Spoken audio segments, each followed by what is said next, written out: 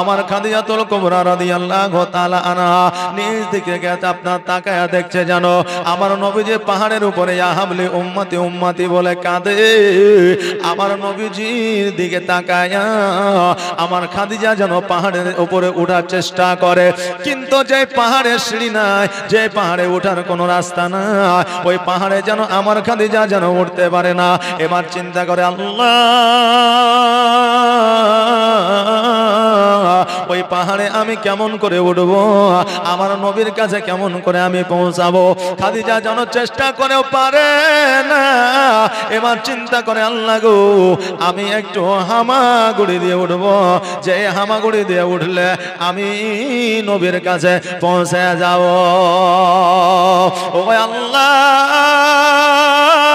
আমি একটু চেষ্টা করে দেখি, কারণ আমি জীবনে কোনোদিন পারে উঠি নাই গো আল্লাহ, জীবনে কোনোদিন বাড়ি থেকে আমি বাহির হই নাই, জীবনে কোনোদিন আমি কোনো জায়গায় যাই না গো আল্লাহ।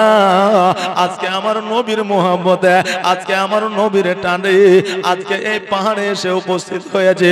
আল্লাহ গো আমি যেন পাহাড়ে আমার নবীর কাছে যাইতে পারি, সেই তৌফিক তুমি দান করে দাও। আমার খাদিজাতুল কুবরা রাদিয়াল্লাহু তাআলা আনহা যেন আপনার হামাগুড়ি দিয়া হাঁটুর সাহায্যে, হাতের কহিনার সাহায্যে যেন আপনার হামাগুড়ি দিয়া পাহাড়ের উপরে উঠলো। পাহাড়ের উপরে উঠিয়া আমার নবীর কাছে যেমনই পৌঁছেছে, আমার নবী যেন দন্দায়মান হইয়া আমার নবী যেন খাড়া হয়ে গেছে। নবীজি বলে খাদিজা রে আজকে তুমি আমার কাছে এসেছো কেন, আজকে আমার কাছে হাজির হয়েছো কেন? আমার খাদিজা বলছে ইয়া রাসূলুল্লাহ ইয়া হাবিবাল্লাহ, নবী গো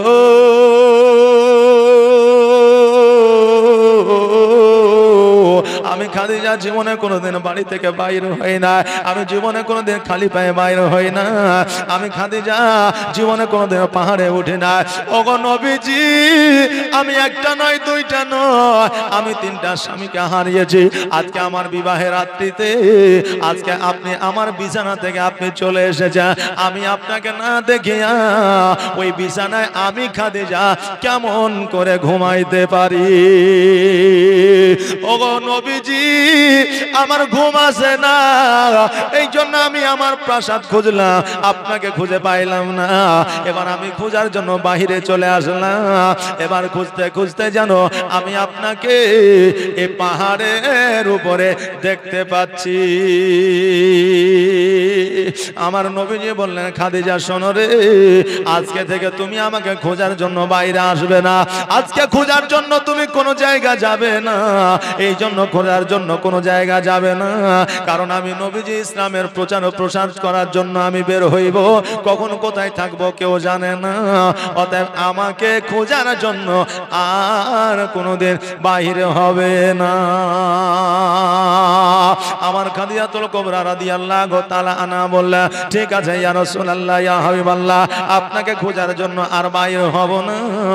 আমার নবী পাক সাল্লাল্লাহু আলাইহি ওয়াসাল্লাম বললেন ও খাদিজা এবার বাড়ির দিকে যাও। আমার খাদিজাতুল কুবরা রাদিয়াল্লাহু তাআলা আনহা যেমনই আপনার দন্দায়মান হবে অমনি যেন একটু আহা করে উঠেছে। নবী আমার বললে খাদিজা তুমি কেন আহা করলে, কারণটা কি? খাদিজা বলে ইয়া রাসূলুল্লাহ ইয়া হাবিবাল্লাহ, নবী গো আমি যখন পাহাড়ের উপরে উঠেছি আমার হাঁটু আমার কহিনা ক্ষত বিক্ষত হয়ে গেছে, আমার ওই হাঁটু আর কহিনা দিয়ে যেন রক্ত বের হয়, খাম হয়ে গেছে। ওগো নবীজি আমি যখন দাঁড়াইলাম আমার ওই জায়গাগুলোতে আঘাত পাইলাম, এই জন্য আমি একটু আহা করে উঠলাম। আমার নবীজি বললেন কোন জায়গা দেখি? আমার খাদিজাতুল কুবরা রাদিয়াল্লাহু তাআলা আনহা দেখালে, আর আমার নবীজি ওই জায়গাগুলোতে থুতু মুবারক লাগিয়ে দিলেন। খাদিজা বলতেছে খোদার কসম করে বলি আমার নবীজি যখন আমার ক্ষতবিক্ষত জায়গাগুলোতে, যখন আমার কাটা ছেঁড়া জায়গাগুলোতে যখন থুতু মুবারক লাগিয়ে দিলেন, খোদার কসম করে বলি ওই জায়গা কাটা তো দূরের কথা দাগ পর্যন্ত ছিল না। আমার নবীজি সেই আমলে বড় ডাক্তার ছিলেন, এখনো আছেন, কিয়ামত পর্যন্ত থাকবেন। সেই আমলে আমার নবীজি সবচাইতে বড় বিজ্ঞান ছিলেন। ছিলেন, এখনো আছেন, কিয়ামত পর্যন্ত থাকবেন। সে আমলে আমার নবীজি সবচাইতে বড় দার্শনিক ছিলেন, এখনো আছেন, কিয়ামত পর্যন্ত থাকবেন। আমার নবীর চাইতে বড় বিজ্ঞান, বড় ডাক্তার, বড় দার্শনিক এখনো পর্যন্ত কেউ হতে পারেনি, কিয়ামত পর্যন্ত কেউ পারবে না। নবীর চাইতে বড় বিজ্ঞান, বড় ডাক্তার, বড় মাস্টার, বড় উকিল, বড় হাকিম এখনো পর্যন্ত কেউ হয়নি, কিয়ামত পর্যন্ত হবে না। আর এখন কিছু মানুষ আছে যারা বলে থাকে যে নবী আমার মতো ছিল, নাউজুবিল্লাহি মিন যালিক। এই বলে কি বলে না? বলে যে নবী আমার মতো ছিল। বলে কেমন করে? ও বলবে নবীরও দুইটা চোখ ছিল, আমারও দুইটা চোখ আছে, নবীরও দুইটা হাত ছিল, আমারও দুইটা হাত আছে, নবীরও দুইটা পা ছিল, আমারও দুইটা পা আছে। জোরে বলেন নাউজুবিল্লাহি মিন যালিক। আমার নবী তো হাতের ইশারা দিয়ে চন্দ্রকে দুখণ্ডিত করেছে। আমার নবী তো জাবিরের বাড়িতে থুতু মুবারক দিয়ে খাবারে বরকত দিয়ে দিয়েছে। আমার নবী তো কাফের ইহুদি বেদিনদের চোখ, অন্ধ চোখের জ্যোতি ফিরিয়ে দিয়েছে। তোমার দ্বারা সম্ভব হবে? জি হবে? হবে না। এই জন্য বলছেন বিজ্ঞানীরও বিজ্ঞানী আমার নবীজি। জোরে বলেন সুবহানাল্লাহ। এটা আওয়াজ দিয়ে বলেন না সুবহানাল্লাহ। আর বিজ্ঞানীরও বিজ্ঞানী আমার নবীজি। এমন একটা দয়ার নবী আর হবে কি, এমন একটা মায়ার নবী আর পাইবা কি? বিজ্ঞানীদের বিজ্ঞানী আমার নবীজি। বিজ্ঞানীরা রথের যুগে আকাশেতে যায়, আমার নবী রকেট ছাড়া মেয়েরা যেতে যায়। জোরে বলেন সুবহানাল্লাহ। এই কিছুদিন আগে রাকেশ শর্মা নামে একজন বিজ্ঞান চাঁদের দেশে গেল না? যে আর চাঁদের দেশে যাওয়ার পরে পুরো পৃথিবীতে তার নাম হইল যে ভারতবর্ষই হলো একটা দেশ যেই দেশের বিজ্ঞান চাঁদের দেশে যেতে পেরেছে, এর আগে কেউ যেতে পারেনি। কত আনন্দ আহ্লাদ করলো তারা। আর আজকে যারা বলে নবী আমার মতো ছিল, ওই নবী মেরাজে গিয়েছিল, এটা বললে তাদের মুখখান একটু কেমন যেন চুইমুই হয়ে যায়। আরে আজকে তো কয়েক মাস হলো রকেটের যুগে, প্লেনের যুগে, জাহাজের যুগে, এরোপ্লেনের যুগে চাঁদের দেশে গেল, কিন্তু আজকে থেকে 1442 হিজরি আগে আমার নবীজি গিয়েছিলেন চাঁদের দেশে। তখন প্লেনও ছিল না, জাহাজও ছিল না, রকেটও ছিল না, হেলিকপ্টারও ছিল না, শুধু চাঁদের দেশ তো দূরের কথা, সপ্তম আসমান ভেদ করে গিয়ে আমার আল্লাহর সঙ্গে দিদার করেছিলেন। জোরে বলেন সুবহানাল্লাহ। আল্লাহর সঙ্গে দিদার করেছিলেন। আর আজকে ওই নবীর কথা বললে এদের গায়ে নাকি একটু বাঁধে। হায় হায় হায়, তুমি কেমন মুসলমান? ইহুদিদের দালালি আর কতদিন করবা? কবি বলছেন আগের যুগের আর বিজ্ঞানীদের বিজ্ঞানী আমার নবীজি। বিজ্ঞানীরা রথের যুগে আকাশেতে যায়, আর আমার নবী রকেট ছাড়া মেয়েরা যেতে যায়। ওরে এই যুগে কি এমন বিজ্ঞান আর হবে কি? ওরে এই যুগে কি এমন বিজ্ঞান আর হবে কি? বিজ্ঞানীদের বিজ্ঞানী আমার নবীজি। বিজ্ঞানীদের বিজ্ঞানী আমার নবীজি। আবু বকর সিদ্দিকের সাপে কামড়াইলো, আর আমার নবীর থুতু দিয়া ভালো হয়ে গেল। জোরে বলেন সুবহানাল্লাহ। আমার নবী যখন মক্কা থেকে মদিনায় হিজরত করছিলেন, একটা গুহায় আশ্রয় নিয়েছিলেন, সাপে দংশন করেছিল। খুব অল্প সময় বলছি, কারণ ফতেমার জীবনে ফতেমার কাছে পৌঁছাবো, কিন্তু তার আগে এইগুলো আমাদের দরকার আছে। বেরাদার মিল্লাত ইসলামিয়া সাপে দেখা করবে আমার নবীর সঙ্গে, তো সুযোগ নাই। এবার দেখলো যে একটাই সুযোগ, হয় আবু বকরের পায়ে আমাকে দংশন করতে হবে, না হলে আমার আর কোনো সুযোগ নাই। তা আবু বকরের পায়ে কিন্তু দংশন করে দিল। আর আবু বকরের পায়ে যখন আপনার দংশন করে দিল, তো আপনার সমস্ত শরীর বিষে আপনার কাতর হইয়া যায়, সবুজ বর্ণ হয়ে গেল। আপনার বিষের জ্বালা সহ্য করতে না পারিয়া চোখ দিয়ে অশ্রু ঝরে আমার নবীজির মুখমণ্ডলের উপরে পড়লো। জোরে বলেন সুবহানাল্লাহ। আমার নবীজির চোখ দুটো খুলে বলছে, আবু বকর তোমার চোখে পানি? বলে হুজুর আমাকে সাপে দংশন করেছে, আমি বিষের জ্বালা সহ্য করতে না পেরে আমার চোখ দিয়ে অশ্রু ঝরে গেছে। আমার নবীজি বললেন কোন জায়গায়? বলে পায়ের তালুতে। আমার নবীজি থুতু মুবারক লাগিয়ে দিলেন। আবু বকর বলছে খোদার কসম করে বলি, আমার নবী যখন থুতু মুবারক লাগিয়ে দিলেন, তো আমার সমস্ত সাপের বিষ পানি হয়ে গেল। জোরে বলেন সুবহানাল্লাহ। এখন যারা বলেন নবী আমার মতো, তাদের থুতু যদি ঘামাচিতে দিয়ে দেওয়া হয় তো ভালো হওয়া তো দূরের কথা, ঘা হয়ে যায়, জীবাণু আক্রান্ত হয়ে ক্যান্সার হয়ে যাবে, ভালো জীবনও হবে না। উই আবার বলছে নবী আমার মতো ছিল, নাউজুবিল্লাহি মিন যালিক। আরে তুই তো দূরের কথা, এখন বর্তমানে ডাক্তারের কাছে নিয়ে গেলে প্রথমে 10টা ইনজেকশন দিবে, তারপরে আপনার রক্ত পরীক্ষা করবে। রক্ত পরীক্ষা করার পরে বলবে যে এই পেশেন্টটা আসলে বাঁচবে না মরবে, নাকি বলেন? হ্যাঁ, তাহলে নবীজি তো এখনকার ডাক্তারের চাইতে বড় ডাক্তার না ছোট ডাক্তার? বড় ডাক্তার। আমার নবীর মতো ডাক্তার আর কিয়ামত পর্যন্ত কেউ আসবে না। তাই বলছে আবু বকর সিদ্দিকের সাপে কামড়াইলো আর আমার নবীর থুতু দিয়া ভালো হয়ে গেল। ওরে এই যুগে কি এমন ডাক্তার আর হবে কি? ওরে এই যুগে কি এমন ডাক্তার আর পাইবা কি? বিজ্ঞানীদের বিজ্ঞানী আমার নবীজি, বিজ্ঞানীদের বিজ্ঞানী আমার নবীজি। এমন একটা দয়ার নবী আর হবে কি? এমন একটা মায়ার নবী আর পাইবা কি? বিজ্ঞানীদের বিজ্ঞানী আমার নবীজি। আগের যুগের মানুষের অসুখ কম হতো আর আমার নবীর কাছে আসলে ভালো হয়ে যেত। জোরে বলেন সুবহানাল্লাহ। আগের যুগের মানুষের অসুখ কম হইতো আর নবীর কাছে আসলে ভালো হয়ে যেত। তো নবী কি প্যারাসিটামল, ক্যালপল, ওমেসডি এসব কোনো ওষুধ দিত নাকি? জি, তখন এসব ওষুধ ছিল না। কি দিত? নবী আমার কিছু কোরআন আয়াত দিতেন, হ্যাঁ, নবী আমার কিছু গাছগাছরা দিতেন, মানুষের রোগ ভালো হয়ে যেত। বাবজি ভাইরা, আরে এখন আমরা যদি ইমামের কাছে যাই একটু ফুং ফাং নিতে, তো অনেক মানুষ আছে বলে এগুলো শিরক করা যাবে না, তাই বলে। আরে নবীজি যেহেতু আমাদেরকে উম্মাতিদের জন্য হুকুম দিয়েছে, আদেশ দিয়েছে, সেহেতু আমরা ইমামের কাছে যাই আমি কেন কোরআনের আয়াত আমি নিতে পারবো না? কেন তেল পানি পড়া নিতে পারবো না? কারণ ইমাম সাহেব তো তিনার বংশধরের কোনো আপনার দোয়া তাবিজ দেয় না, দেয় কি? দেয় না। বাবজি ভাইরা, তাই বলছে আগের যুগের মানুষের অসুখ কম হতো আর আমার নবীর কাছে আসলে ভালো হয়ে যেত। ওরে এই যুগে কি এমন ওঝা আর হবে কি? ওরে এই যুগে কি এমন ওঝা আর হবে কি? বিজ্ঞানীদের বিজ্ঞানী আমার নবীজি, বিজ্ঞানীদের বিজ্ঞানী আমার নবীজি। এমন একটা দয়ার নবী আর হবে কি? এমন একটা মায়ার নবী আর পাইবা কি? বিজ্ঞানীদের বিজ্ঞানী আমার নবীজি। আল্লাহুম্মা সাল্লি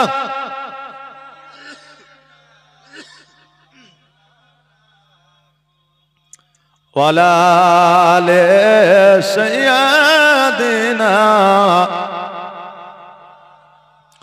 মুহাম্মদ সাল্লাল্লাহু আলা মুহাম্মাদিন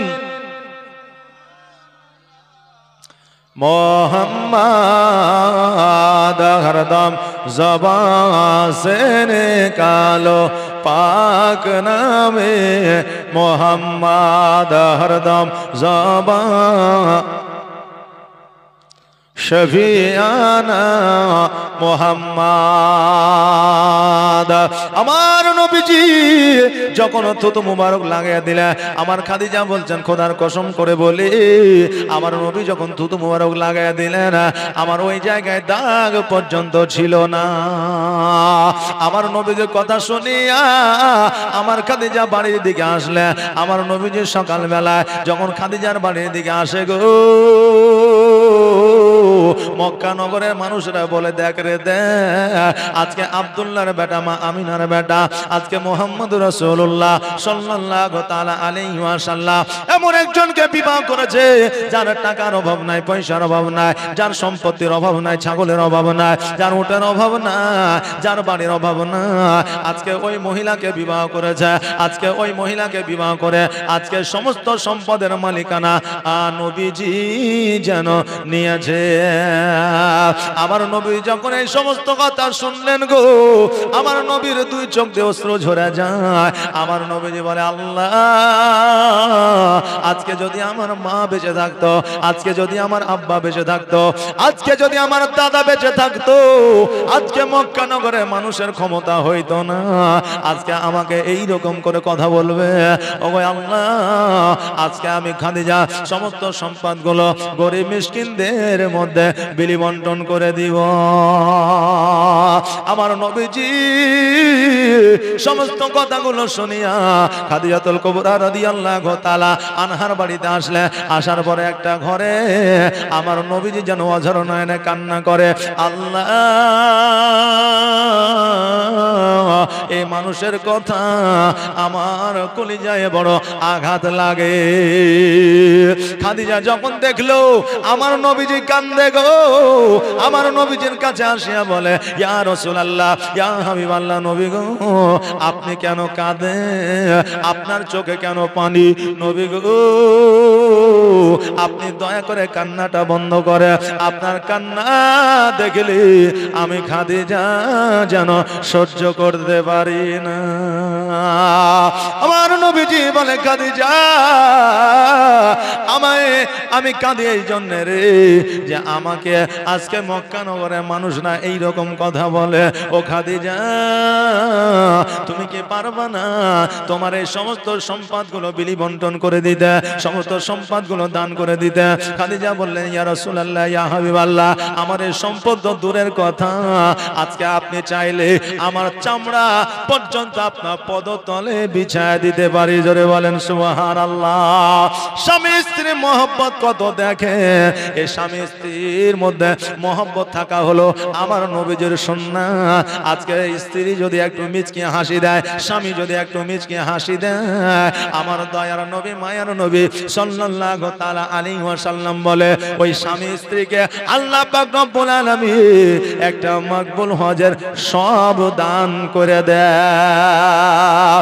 এই আমার মা বোনেরা গো, তোমার আখলাক চরিত্রে ব্যবহারে তোমার স্বামী যদি অসন্তুষ্ট হয়ে যায়, আজকে কেন কিয়ামত পর্যন্ত যদি ইবাদত করে করে তোমার কপালে যদি ঘটা লাগায় দেয়, তোমার ইবাদত আল্লাহ দরবারে কবুল হবে না। এই জন্য কবুল হবে না যে তোমার স্বামীর পায়ের তলে হলো তোমার জান্নাত। স্বামীর পায়ের তলে স্ত্রীদের জান্নাত। এখন মৌলভী সাহেব বলেছে যে স্বামীর পায়ের তলে স্ত্রীর জান্নাত, অমনি স্ত্রী বাড়িতে যায় স্বামীর পায়ের তল ঘুরতে আরম্ভ করেছে। এখন স্বামী বলছে যে হারে তুই আমার পায়ের তল ঘুরছিস, কারণটা কি? বলছে তুমি বেশি বকিও না, চুপ করে শুয়ে থাকো। বলে এইখানে জালসা শুনতে গেলি আর জালসা শুনতে যায় তুই আমার পায়ের তল ঘুরছিস, তো বলবি না?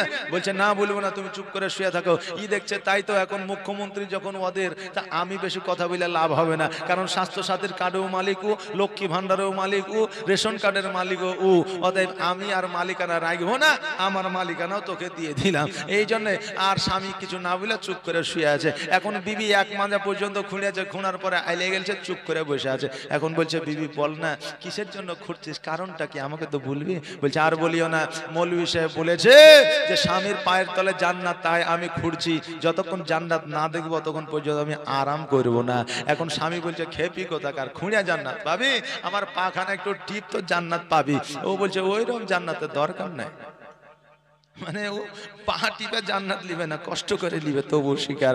বাপজি ভাইরা আমার নবীজি বলেছেন স্বামী স্ত্রী শুধু তাকে হাসলেই নয়, স্বামী স্ত্রী একই চাদরের তলে যদি সারা রাত্রি যদি অতিবাহিত করে দেয়, যতক্ষণ পর্যন্ত ওই স্বামী স্ত্রী একটা চাদরের তলে ঘুমায়া থাকবে, শুয়ে থাকবে, অতক্ষণ পর্যন্ত আমার আল্লাহ তাদের নেকির খাতায় নেকি লিপিবদ্ধ করবে। জোরে বলেন সুবহানাল্লাহ। ও বাবাজি ভাইরা গো, আমার খাদিজাতুল কুবরা রাদিয়াল্লাহু তাআলা আনহা বললেন, হুজুর আপনার জন্য আমার সম্পদ তো দূরের কথা, আমার চামড়া পর্যন্ত ছিলিয়া আপনার পদতলে বিছায়া দিতে পারি।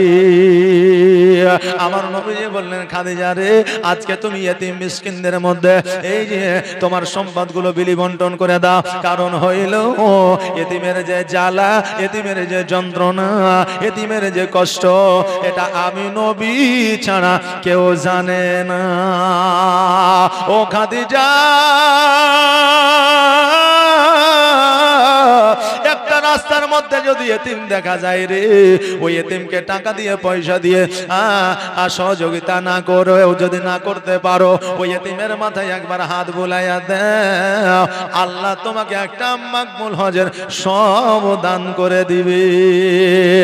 আমি এতিম হয়ে কাঁদি না কেন তোমরা বলতে পারো, আমি এতিম হয়ে কাঁদি না কেন তোমরা বলতে পারো, এতিম ছিল ছিলেন আমার নবী, এতিম আমিও।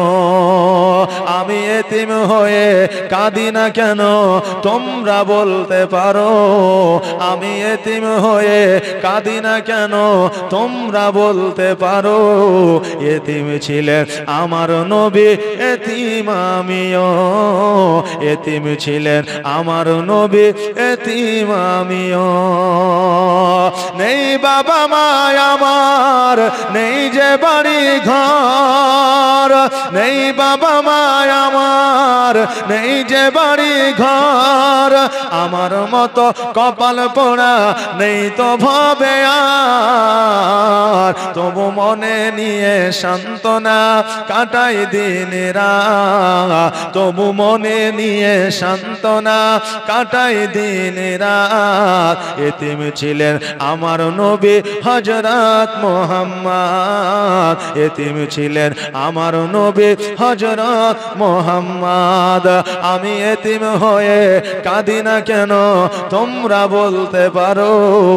আমি এতিম হয়ে কাঁদি না কেন তোমরা বলতে পারো? এতিম ছিলেন আমার নবী,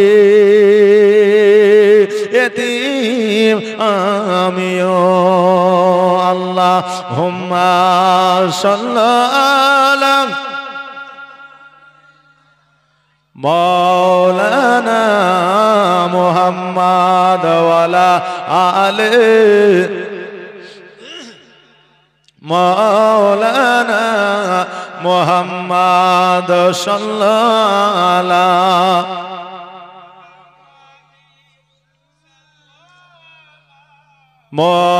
मोहम्मद हरदम ज़बान से निकालो पाक नामे मोहम्मद हरदम शफीआना मोहम्मद। ओ बाबा जी भाईरा আমার খাদিজাতুল কুবরা রাদিয়াল্লাহু তাআলা আনহা আমার নবীর কথা মোতাবেক আপনার সমস্ত সম্পদ আপনার ফকির মিসকিনদের মধ্যে দান করে দিলে, সমস্ত অট্টালিকা আপনার গরিব মিসকিনদের মধ্যে দান করে দিলে। এবার আমার নবী পাক সাল্লাল্লাহু তাআলা আলাইহি ওয়াসাল্লাম আমার নবীজি আমার খাদিজাতুল কুবরা রাদিয়াল্লাহু তাআলা আনহাকে নিয়ে একটা জীর্ণ কুটি তৈরি করলে, আপনার খেজুর গাছের ছাউনি দিয়ে একটা ঘর তৈরি করলে। আমরা অনেকেই বলি নবী গরিব ছিলেন, আমার নবীজি গরিব ছিলেন না, কারণ আমার হযরতে আমিনা রাদিয়াল্লাহু তাআলা আনহা ওনার আব্বাজানের একমাত্র আপনার কন্যা ছিলেন। আমার হযরতে আব্দুল্লাহ রাদিয়াল্লাহু তাআলা আপনার হযরতে মা আমিনা রাদিয়াল্লাহু তাআলা আনহা আব্দুল ওয়াহাব জোহরীর একমাত্র কন্যা ছিলেন। আমার আব্দুল্লাহ রাদিয়াল্লাহু তাআলা আনহুর একমাত্র পুত্র আমার নবীজি ছিলেন আব্দুল্লাহ রাদিয়াল্লাহু আব্দুল মুত্তালিব রাদিয়াল্লাহু তাআলা আনহু কাবা ঘরের মুতাওয়াল্লি ছিলেন আমার আব্দুল মুত্তালিব রাদিয়াল্লাহু তাআলা আনহু। তখনকার আমলে উনি একজন বাদশা ছিলেন, সমস্ত সম্পদগুলো আমার নবীজিকে দিয়েছিলেন, কিন্তু আমার নবীজি সমস্ত সম্পদ ইয়েতিমদের মধ্যে বিলি বন্টন করেছিলেন। জোরে বলেন সুবহানাল্লাহ। আমার নবীজির সম্পদ ছিল গো, টাকা ছিল, পয়সা ছিল, কিন্তু আমার নবীজি এগুলাকে দান করে দিয়ে একটা জীর্ণ কুটিরে আপনার বসবাস করতে। আমার নবীজি ইসলাম প্রচার করতে যাইলে, আমার নবীজি ইসলাম প্রচার থেকে যখন আসার পরে দেখতেন আমার খাদিজাতুল কুবরা রাদিয়াল্লাহু তাআলা আনহা আপনার রান্না করেছে। আমার নবীজি বলতেন, খাদিজা যাও যাও, তুমি রান্না করতে গিয়ে আগুনের কাছে হয়তো তুমি এলে গেছো, পেরেশানি হয়ে গেছো, একটু তুমি উঠোনে গিয়ে বসো, আমি একটু রান্নাটা করে দিই। খাদিজা বলতেন, হুজুর আপনি তো ইসলাম প্রচার করে আসলে, ওগো আমার হুজুর আপনি উঠোনে বসেন, আমি রান্নাটা করে দিই। আমার নবীজি বললে, খাদিজা তোমার কথাও থাক আমার কথাও থাক, তুমিও বসো আমিও বসি, আমি উনুনে জাল দিব আর তুমি রান্নাটা করবে। আহারে স্বামী স্ত্রী কি মুহাব্বত! আমার খাদিজাতুল কুবরা রাদিয়াল্লাহু তাআলা আনহা আমার নবীজির সঙ্গে এইভাবে জীবন যাপন শুরু করলে। খাদিজাতুল কুবরা রাদিয়াল্লাহু তাআলা আনহা আমার নবীজির সঙ্গে 4টা কন্যা ছিলেন। কয়টা বললাম? 4টা। পুত্র সন্তান ছিলেন দুইটা, একটা আবার চারটা কন্যা সন্তানের নাম। প্রথমটার নাম হলো জয়নাব, দ্বিতীয়টার নাম হলো রোকেয়া, তৃতীয়টার নাম হলো কুলসুম, আর চতুর্থটার নাম হলো ফাতেমা। জোরে বলেন সুবহানাল্লাহ। ও বাবা যে ভাইরা, এবার আমার হযরত নবী পাক সাল্লাল্লাহু তাআলা আলাইহি ওয়াসাল্লামের দুইটা আপনার পুত্র সন্তান যখন হয়েছিল, আমার আল্লাহ পাক রব্বুল আলামিন আমার নবীজিকে ডাক দিয়ে বলেছিল, হাবিব, আজকে তোমার যে দুইটা পুত্র নূরানীময় চেহারা নিয়ে জগতের মধ্যে গেছে, এই দুইটা পুত্র যদি থেকে যায় তাহলে কিন্তু আমার মা ফাতেমা রাদিয়াল্লাহু তাআলা আনহা যে জান্নাতের রানী দুইটা সন্তান জগতের মধ্যে আসবে, আসমানি নাম লইয়া যখন আসবে, ওই আমার হযরত ইমাম হাসান হোসাইন জগতে রইবে না। আমার নবী যে ডাক দিয়ে বলে, আল্লাহ, আজকে আমার দুইটা সন্তানকে আপনি লয়ালে, কারণ হইল আমার ফাতেমা সহ্য করতে পারবে না। ও বাবাজি, আমার ভাইরা মায়েরা গো, আমার হযরতে আমার খাদিজাতুল কুবরা রাদিয়াল্লাহু তাআলা আনহা যখন আপনার শেষ কন্যাকে আপনার জন্ম দিয়েছিলেন, ও বেরাদার, যার নাম ছিল হযরতে ফাতিমাতুজ জোহরা রাদিয়াল্লাহু তাআলা আনহা, উনি কেমন নারী ছিলেন একবার দেখেন। আমার ফাতেমা রাদিয়াল্লাহু তাআলা আনহা যখন জগতের মধ্যে আসলেন, আমার ফাতেমা যেন মুখ দিয়ে আপনার হাত দিয়ে মুখটাকে যেন ঢেকে রেখেছেন। জোরে বলেন সুবহানাল্লাহ। আমার ফাতেমা রাদিয়াল্লাহু তাআলা আনহা বড় হইয়া পর্দা করে না, বড় হইয়া আপনার বোরকা পরে না, বড় হইয়া শুধুমাত্র আপনার নিজের পর্দা করে নাই, বাচ্চা অবস্থায় যেন আপনার শৈশব অবস্থায় আমার হযরতে ফাতেমাতুজ জোহরা রাদিয়াল্লাহু তাআলা আনহা উনি যেন আপনার হাত দিয়ে মুখটা ঢেকে নিতেন। আমার নবীজি বলেছেন, কোন কোন সময় আমার ফাতেমাকে যখন কাপড় গায়ে দিয়ে শুইয়া রাখতাম, তো আমার ফাতেমা নিজে হাত দিয়ে যেন তার মুখখানাকে ঢেকে রাখতো। জোরে বলেন সুবহানাল্লাহ। আমার ফাতেমা রাদিয়াল্লাহু তাআলা আনহা যেন আপনার ওই কাপড় দিয়ে মুখ কানাকে ঢেকে নিত। আর এখন বর্তমানে বুঝলেন 25 বছর, 30 বছর, 20 বছর পর্যন্ত আপনার যুবতী রাস্তায় ঘুরে, বাজারে যায়, আপনার বাড়িতে থাকে, কিন্তু বাবজি ভাইরা আমাদের পর্দার কোনো সিস্টেম নাই। আছে যে পর্দার কোনো সিস্টেম নয়। বেরাদার মিল্লাত ইসলামিয়া আমাদের একটা সালাম কালামের ব্যাপার আছে। আমরা মুসলমান বাবজি ভাইরা, কিন্তু আমরা আজকাল নিজের কন্যাকে সালাম দিই না, মাকেও সালাম দিই না, বাপকেও সালাম দিই না, স্ত্রীকেও সালাম দিই না। এখন যদি বলে যে হারে ভাই, তোর স্ত্রীকে তুই সালাম দিস না কেন? বলে ভাই, স্ত্রীকে কি বলে সালাম দেবো? স্ত্রীকে সালাম দিতে লজ্জা লাগে। বলে মাকে, বলে মাকেও লজ্জা লাগে। আচ্ছা, সালামের ব্যাপারে কি কোনো লজ্জার ব্যাপার আছে? জি আছে? নাই। আসসালামু আলাইকুম, বলবে ওয়া আলাইকুম আসসালাম। সালাম দিবেন, আপনি একে অপরের জন্য প্রার্থনা দোয়া করবেন আল্লাহর দরবারে, তাতে আমাদের লজ্জা তো কোনো বিষয় নাই, তাই না? কোনো লজ্জার বিষয় নাই। বাবাজি ভাইরা, আমার মায়েরা, আমার মা ফাতেমা রাদিয়াল্লাহু তাআলা আনহা ছোট্ট থেকে আপনার বাবাজি বড় হয়েছে, ছোট্ট থেকে আপনার যখন আপনার হাঁটতে শিখেছে, আমার ফাতেমা রাদিয়াল্লাহু তাআলা আনহা জীবনে কোনোদিন আপনার বাড়ি থেকে বাইর হয় নাই। বাচ্চা ছেলেরা দেখবেন যে আপনার খেলতে খেলতে বাড়ির বাইরে চলে আসে না? বাচ্চাদের বুদ্ধি কম থাকে, এই জন্য কখনো রাস্তাঘাটেও চলে আসে, কারণ বুদ্ধি নাই, ও গাড়ি সম্পর্কে বোঝে না, ও কিন্তু আপনার ভালো সম্পর্কেও বোঝে না, খারাপ সম্পর্কেও বোঝে না। বোঝে একটা বাচ্চা? বোঝে না। বেরাদার, আমার ফাতেমা রাদিয়াল্লাহু তাআলা আনহা হাঁটতে শিখেছে, তবুও যেন আপনার বাড়ি থেকে বাইর হয় না।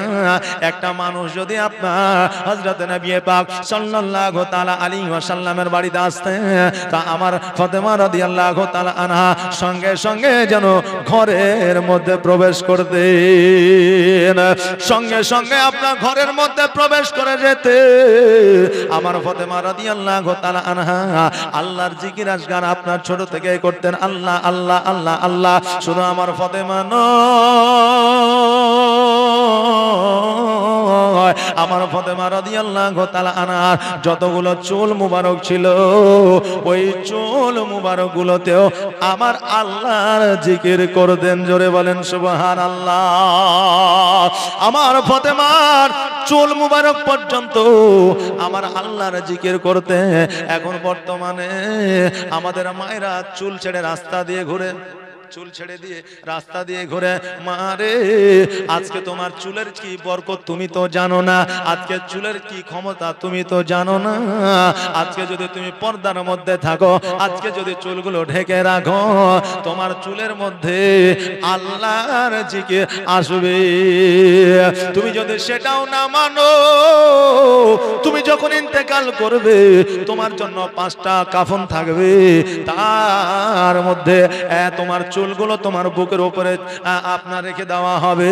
ওই বুকের উপরে যখন রেখে দেওয়া হবে চুলগুলো দিয়ে তোমার বুক স্থল ঢেকে যাবে।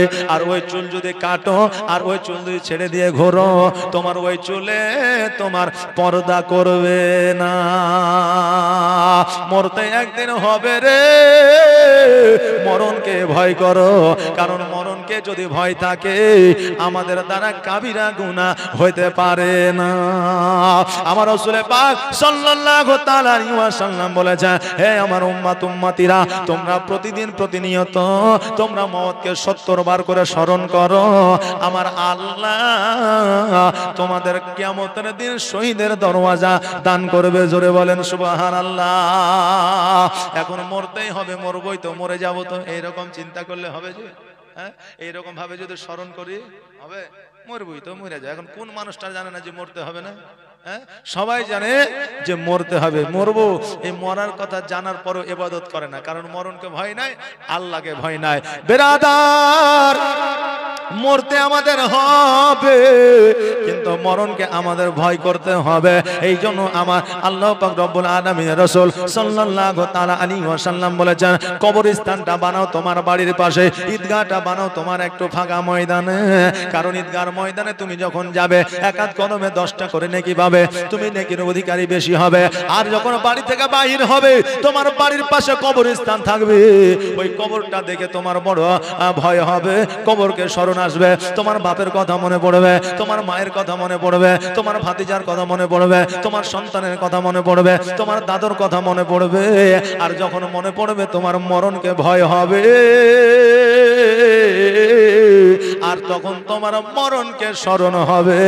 আর তোমার মরণকে স্মরণ হইলে কাবিরা গুনাহ হবে না। কেমন করে স্মরণ করতে হবে একটু বলে দিয়ে, আমার হযরত আলী রাদিয়াল্লাহু তাআলা আনহু যখন নামাজের পাটিতে দাঁড়ায় যেতেন, আমার আলী থরথর করে আপনার যেন কাঁপতে থাকতেন, গা দিয়ে যেন ঘাম ঝরে যেত। এবার সাহাবীরা জিজ্ঞাসা করলেন, আলী রে, আজকে তুমি যখন নামাজে দাঁড়ায় যাও, আজকে তুমি যখন আল্লাহর উপাসনায় আল্লাহর কাছে আত্মসমর্পণ করে দাও, তখন তুমি থরথর করে কাঁপো, তোমার গা দিয়ে পানি ঝরে কেন? আলী বলেছেন, শোনো গো, আমি যখন আল্লাহর কাছে নিজেকে আত্মসমর্পণ করে দিই, আমি চোখ দুটো বন্ধ করে নিয়ে যখন নামাজে দাঁড়ায় যায়, আমি মনে করে পুলসিরাতের উপরে দাঁড়িয়ে আছি। জোরে বলেন সুবহানাল্লাহ। পুলসিরাতের উপরে দাঁড়িয়ে আছি, না জানি ডান দিকে পড়ে গেলে সাপ বিচ্ছুর কাছে পড়ে যাব, বাম দিকে পড়ে গেলে কাঁটা খুঁজে পড়ে যাব।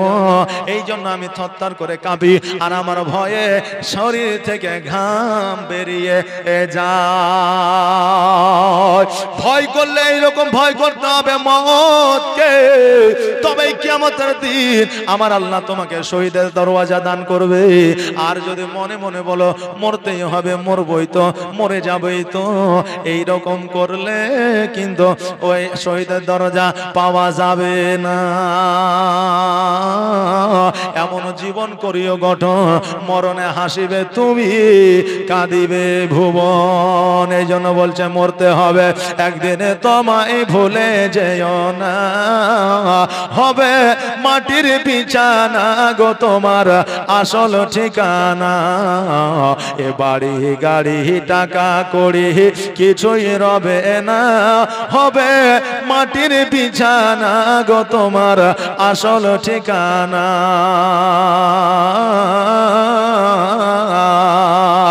আজরাইল ফারিস্তা যেদিন হাজির হবে এসে,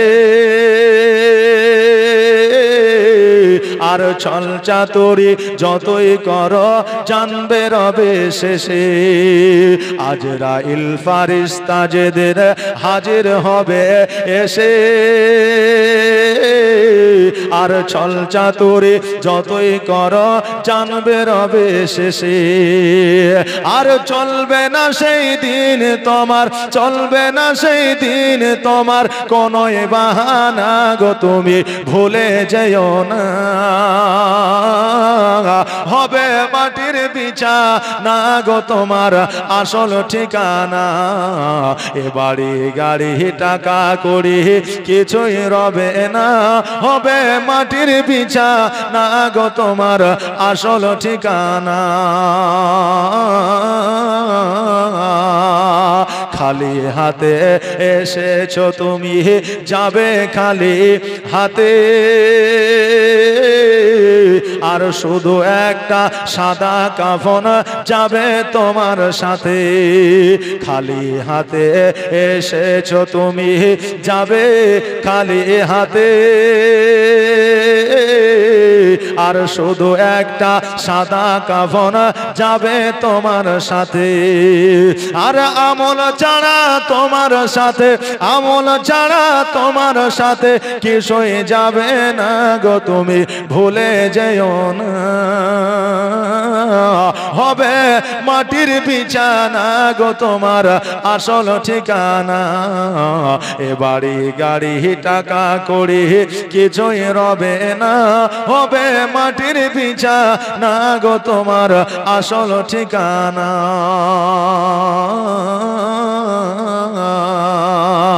কাঁদবে পিতা কাঁদবে মাতা কাঁদবে রে ভাই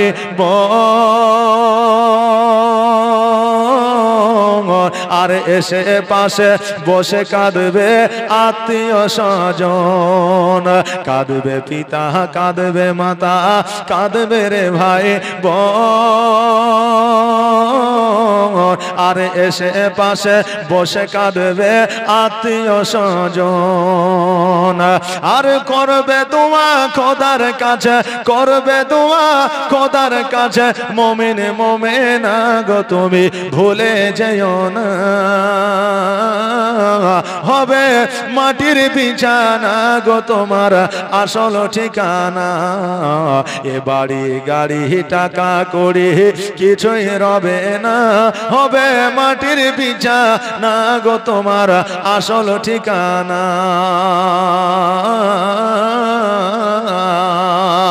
যেদিন তুমি এসেছিলে এই নাসাদের ভবে আর তুমি মাত্র কেঁদেছিলে হেসেছিল সবে যেদিন তুমি এসেছিলে এই নাসাদের ভবে আর তুমি মাত্র কেঁদেছিলে হেসেছিল সবে আর যাওয়ার কালে হাসবে তুমি যাওয়ার কালে হাসবে তুমি কাঁদবে জামানা গো তুমি ভুলে যেও না হবে মাটির বিছানা গো তোমার আসল ঠিকানা এ বাড়ি গাড়ি টাকা করে কিছুই রবে না হবে মাটির বিছানা গো তোমার আসল ঠিকানা আল্লাহুম্মা সাল্লাল্লাহু মৌলানা মুহাম্মদ ওয়ালা আলে মৌলানা মুহাম্মদ সাল্লাল্লাহু মুহাম্মাদিন মুহাম্মদ হরদম জবান पाक नामे मोहम्मद हरदम ज़बान शफियाना मोहम्मद ओ बाबारे भाईरा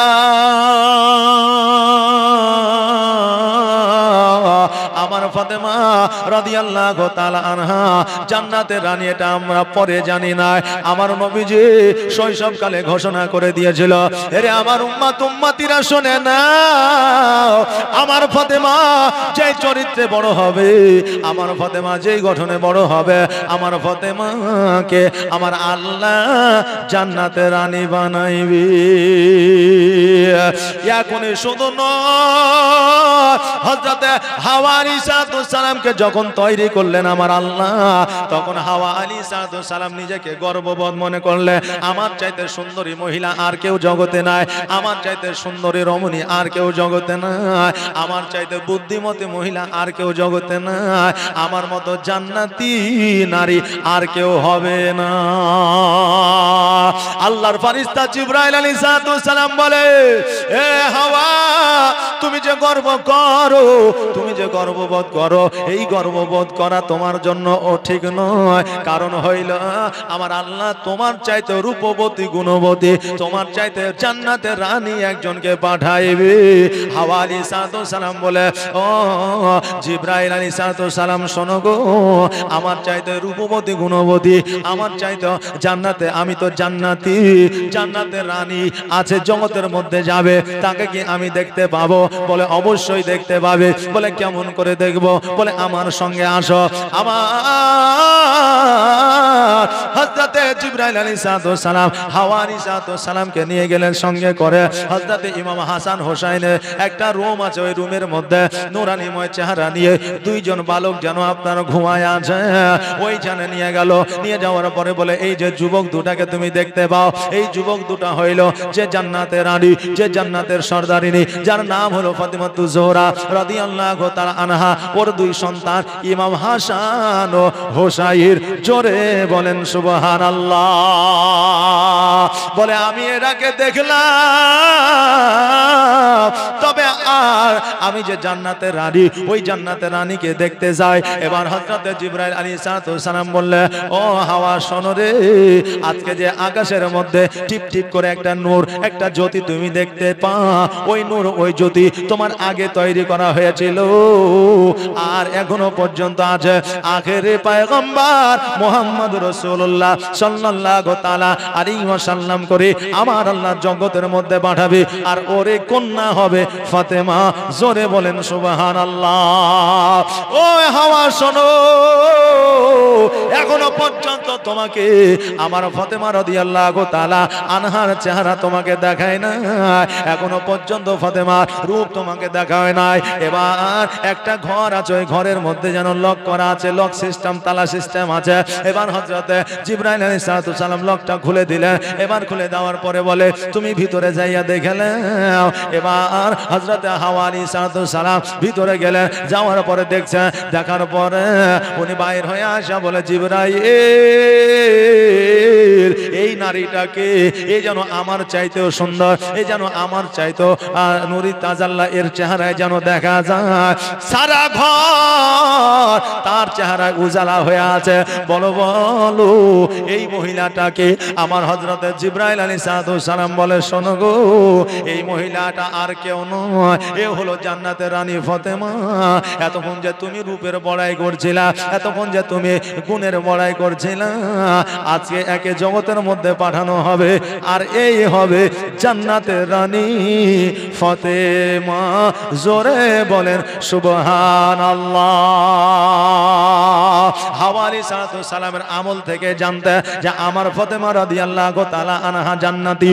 আমার নবীজি জানতেন ফাতেমা রাদিয়াল্লাহু তাআলা আনহা জান্নাতি। শুধু জান্নাতি নয়, জান্নাতের রানী, জান্নাতের সর্দারিনী। ওই আমার মা বোনেরা, আজকে আমার ফাতেমার সঙ্গে যদি জান্নাতে যেতে চান, ফাতেমা রাদিয়াল্লাহু তাআলা আনহার চরিত্রে চরিত্রবান হয়। আজকে ফাতেমার জীবনীটা একটু ভালো করে শুনালে, আর ভালো করে শুনা নেওয়ার পরে ফাতেমার মতো করে চলাফেরার চেষ্টা করুন। দেখবেন কাল কিয়ামতের দিনে আমার ফাতেমার সঙ্গে আপনি জান্নাতে যাইবেন। আমার ফাতেমা রাদিয়াল্লাহু তাআলা আনহা যখন আপনার শৈশবকালে 7 বছর, 6 থেকে 7 বছর বয়স, তখন কিন্তু আমার নবীজিকে খাওয়ার জন্য আমার ফাতেমা বলতেন, জোরে বলেন সুবহানাল্লাহ।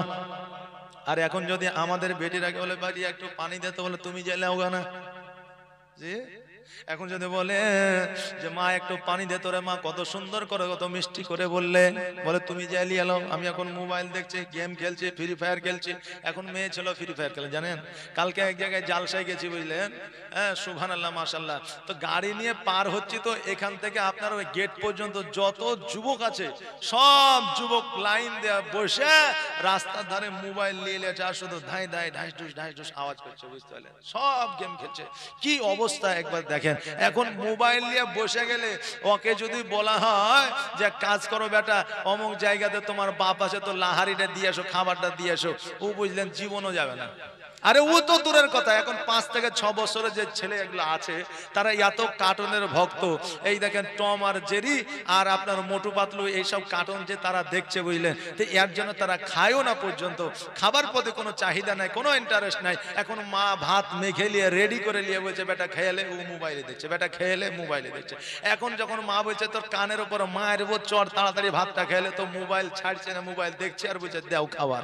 মানে এইদিকে চোখ আছে মোবাইলের দিকে আর মুখ দিয়েছে খাবারের দিকে। এখন ও চিন্তা করছে যদি মুখটাকে খুলে দেওয়া হইতো, তাহলে মুখটা খুলে মাকে দিয়ে দিতাম যে যত খুশি খাবার খাওয়া, আমি কার্টুন দেখতেই থাকি, নাকি বলে। এখন বাচ্চাদের এই অবস্থা। বাপজি ভাইরা, আমার মায়েরা, আমাদের অবস্থা যেন এইরকম ভাবে আস্তে আস্তে খারাপের দিকে চলে যাচ্ছে।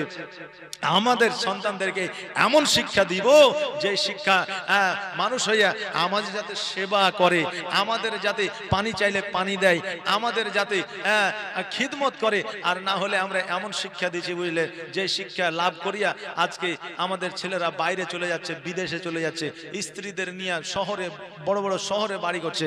এখন বড় বড় শহরে বাড়ি করার পরে এখন বাপকে এসি কিনে দিচ্ছে। শেষ বয়সে এসির দরকার না সেবার দরকার জি, শেষ বয়সে এসির দরকার না সেবার দরকার। বেটা মাস্টারের চাকরি পেয়েছে, সুবহানাল্লাহ, কি নাম গো তোমার বন্ধু? সম্রাট, সুবহানাল্লাহ।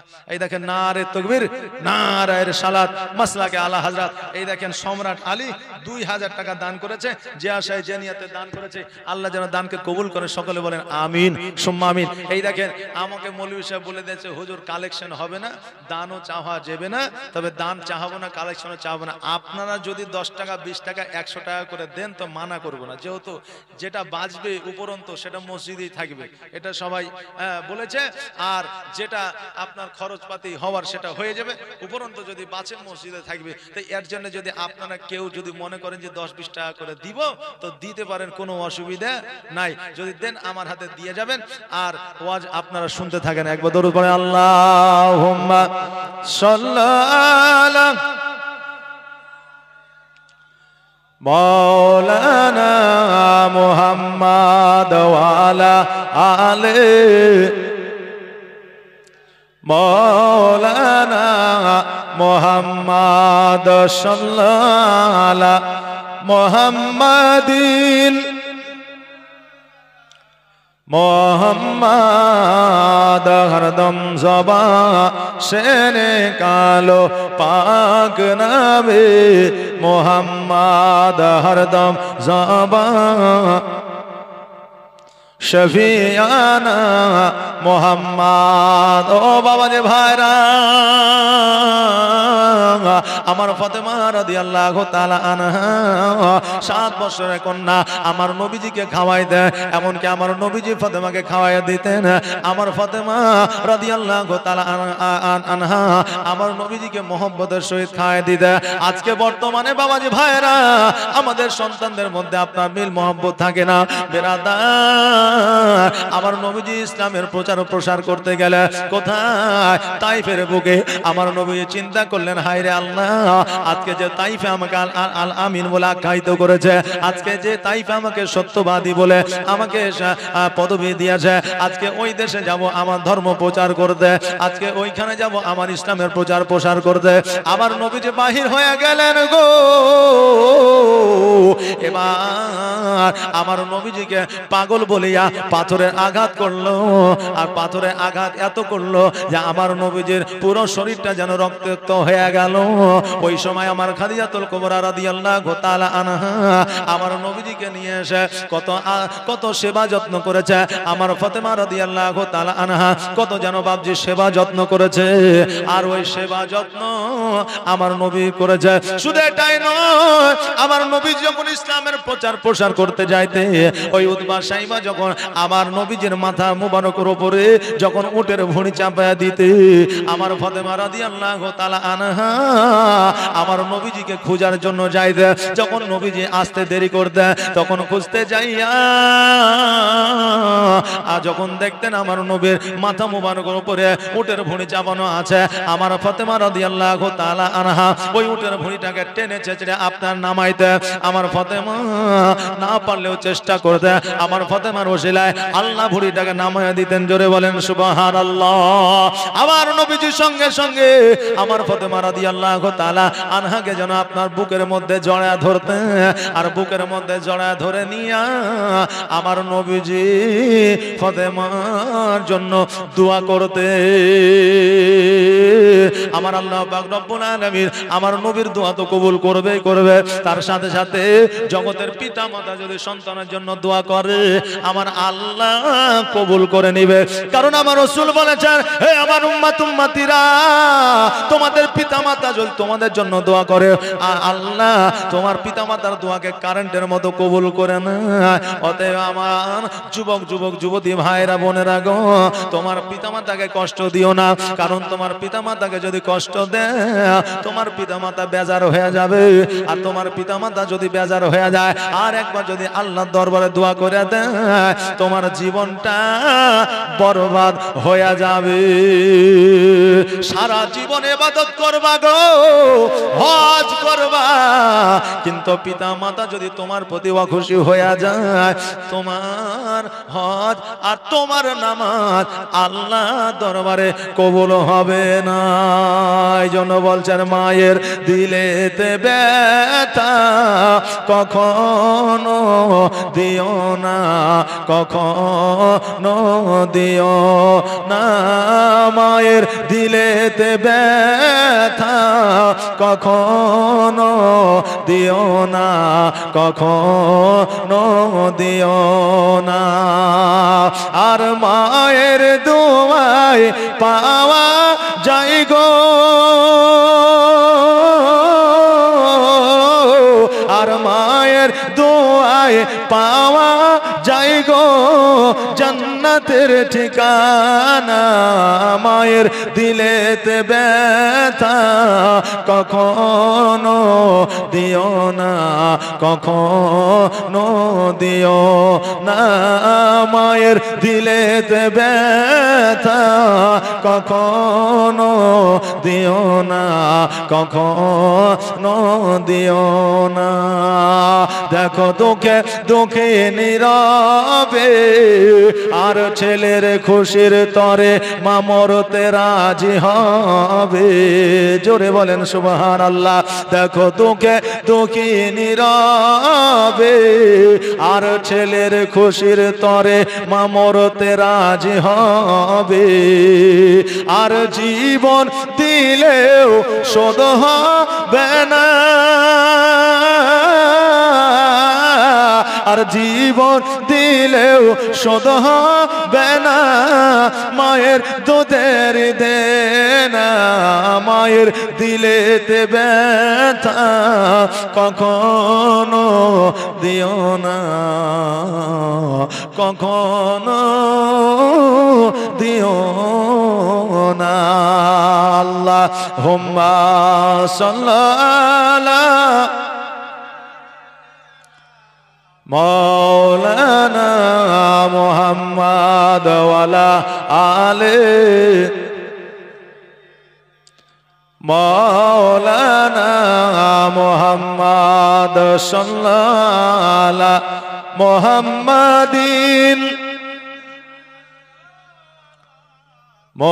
मोहम्मद हरदम सबा से निकालो पाक नबी मोहम्मद हरदम ज़बां से निकालो शफियाना मोहम्मद। बाबजी ভাইরা গো, তাই পিতা মাতার অন্তরে দিলে কোনোদিন ব্যথা দিবেন না। আর দ্বিতীয়ত হলো আজকে ফাতেমা রাদিয়াল্লাহু তাআলা আনহা জগতের মধ্যে আসলেন, আগামী কাল থেকে একবারে ছাক্কা অর্থাৎ কালকে থেকে একদম পিওর ফাতেমা রাদিয়াল্লাহু তাআলা আনহার জীবনী হবে। আজকে ওনার আব্বাজানের ওনার আম্মাজানের একটু জীবন কাহিনী আপনাদেরকে শোনাইলাম, কারণ এটা শোনাতে হবে বাবজি ভাইরা। তাই আসেন, কালকে বাল্যকালের ঘটনা আমার ফাতেমার শুনতে পাবেন, তারপরে বিবাহের ঘটনা শুনবেন, তারপরে সংসার জীবন আপনি শুনবেন, তারপরে ফাতেমার ইন্তেকাল শুনবেন, বিদায় জীবন আপনারা শুনবেন। আল্লাহ পাক রব্বুল আলামিন যেন সেই তৌফিক দান করেন। আজকে প্রথম রাত্রি, তাই আজকে আমার বক্তব্য এখান থেকে ইতি করলাম। কালকে 8:30টায় উঠবো, আপনারা জলদি